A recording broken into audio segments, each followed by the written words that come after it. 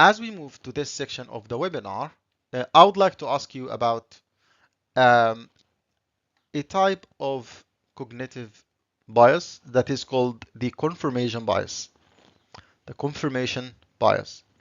If you know what confirmation bias is, please give us a simple description in your own words in the chat. Confirmation bias.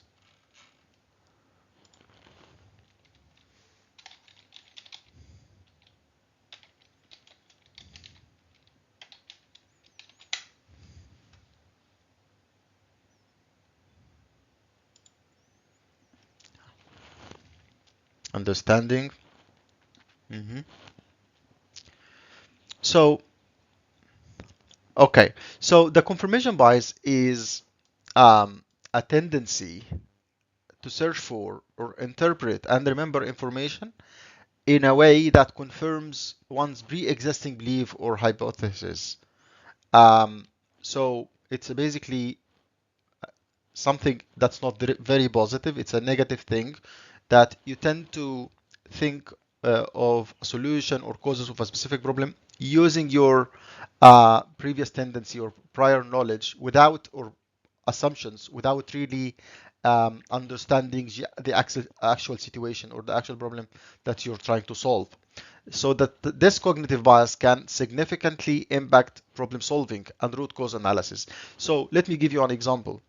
Um, you've seen, for example, a decline in product quality and increase in customer complaints, and then you had like a session to discuss this issue with your team or with your stakeholders, and then uh, one of the key stakeholders started by saying that um, the the quality issue is coming from the raw material.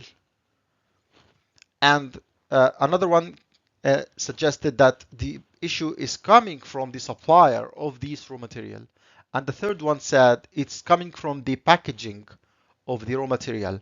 If you, and then you would have the tendency, the confirmation bias, to say, oh, I need to think of something related to raw material because everyone is talking about raw material, right?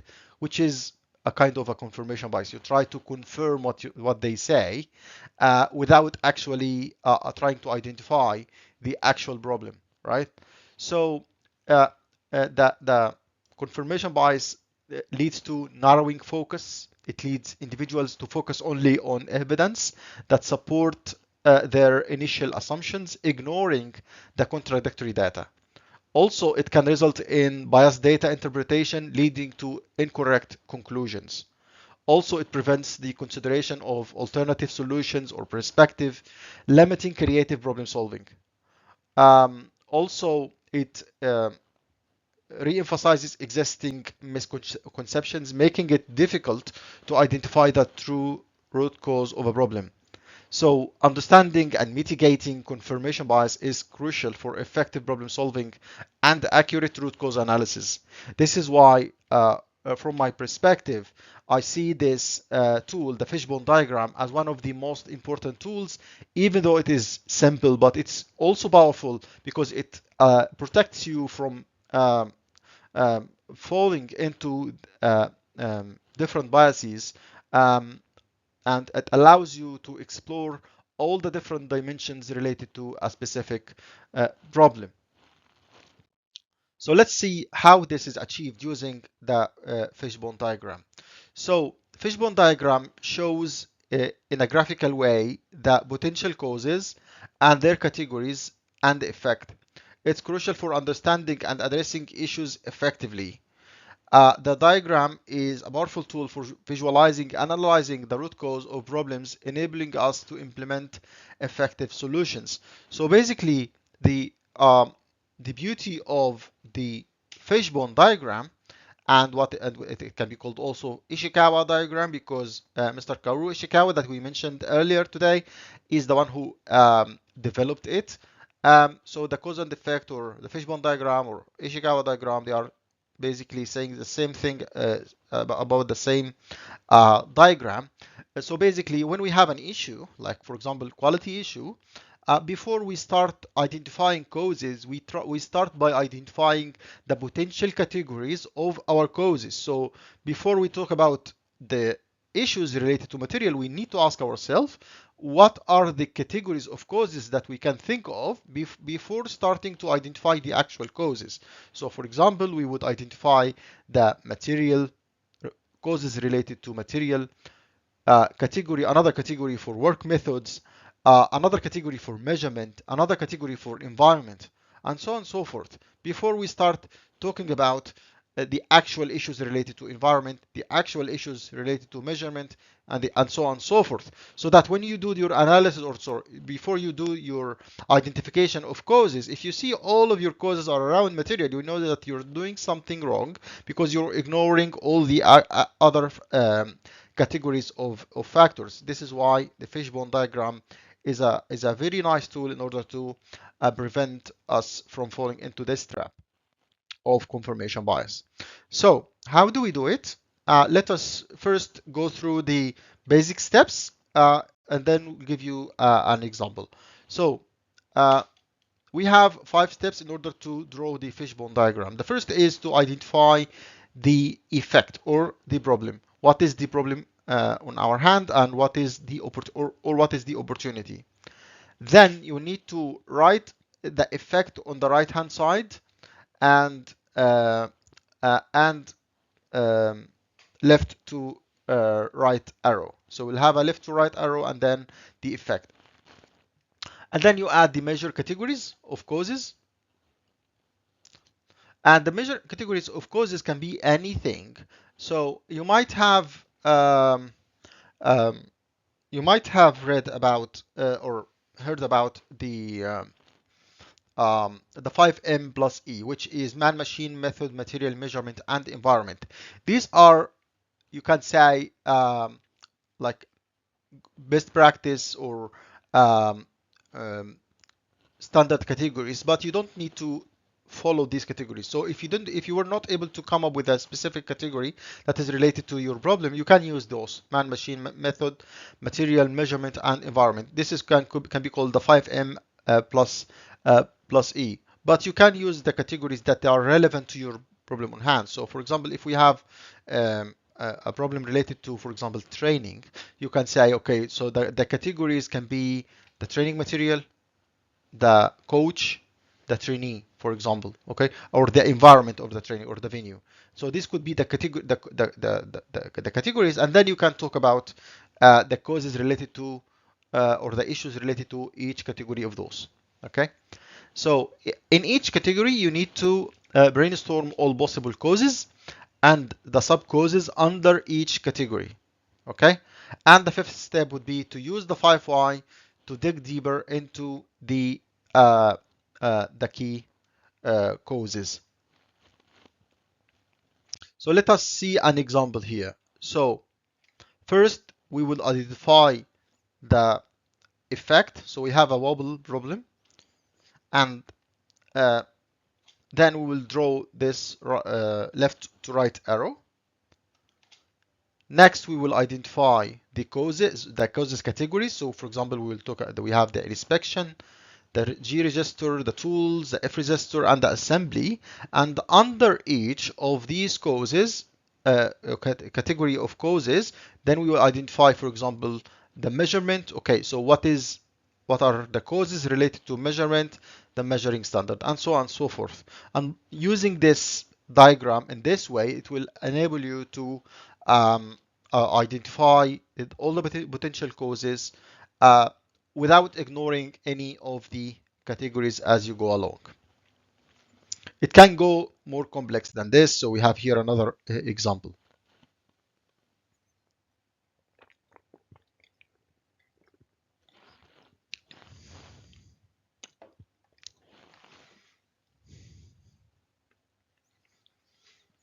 So allow me to stop sharing my screen for a second, as I'll show you something interesting.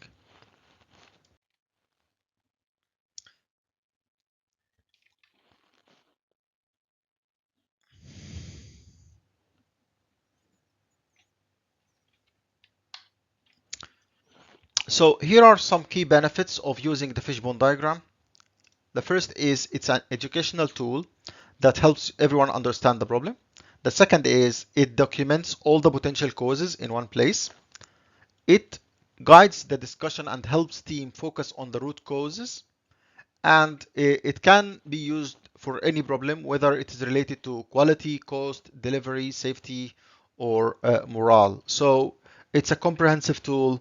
It can help with any kind of problem, and also it helps the whole team to have um, a fruitful conversation about the problem on hand.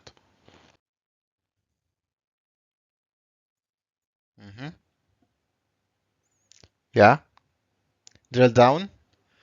Very important in order to get the actual root cause, deep dive. Yes, all of these, um, all of these are correct. Thank you so much.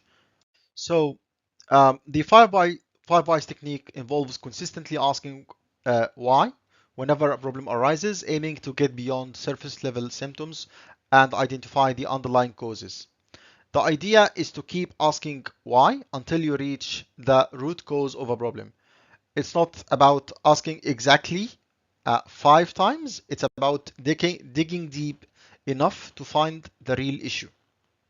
Well, from Taiichi Ono, the founder of the Toyota production system, um, he used the 5 whys to solve a problem with a machine that stopped working. So um, he came and asked, why did the machine stop?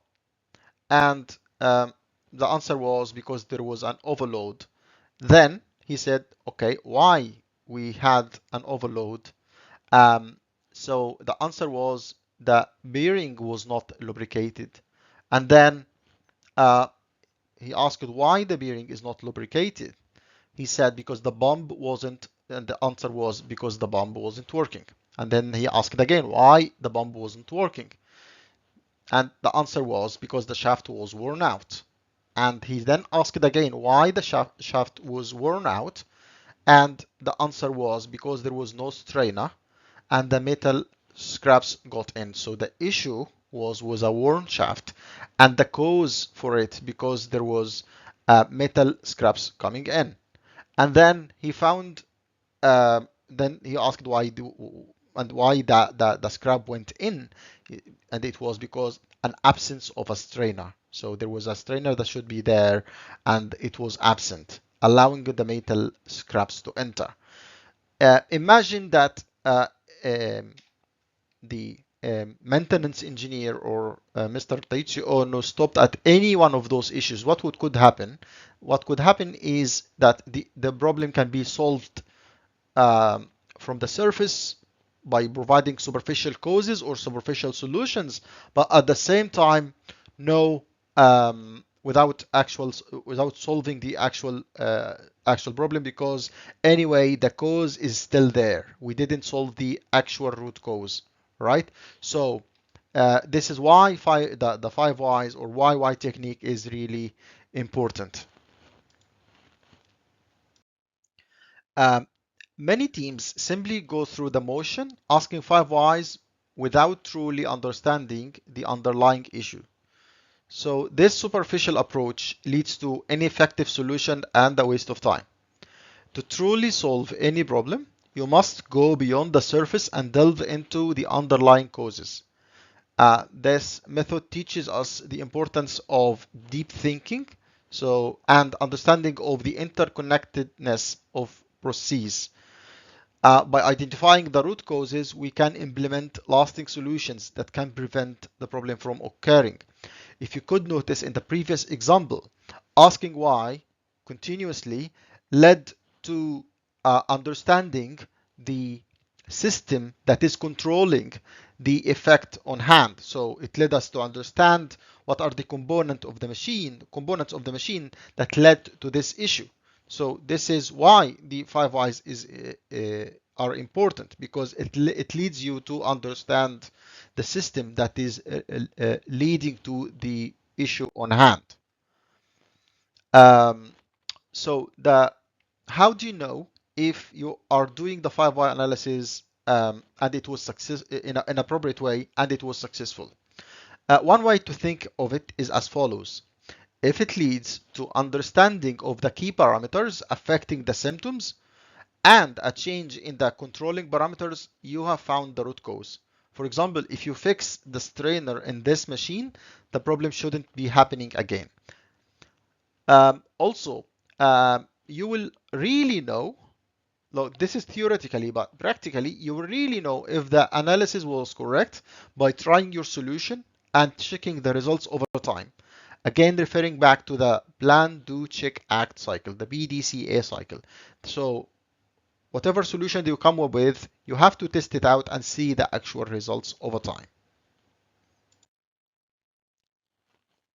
Mastering five whys uh, takes time and practice. It's not something that you can learn overnight. So it's a simple, but at the same time, it's a powerful, and it requires experience and practice.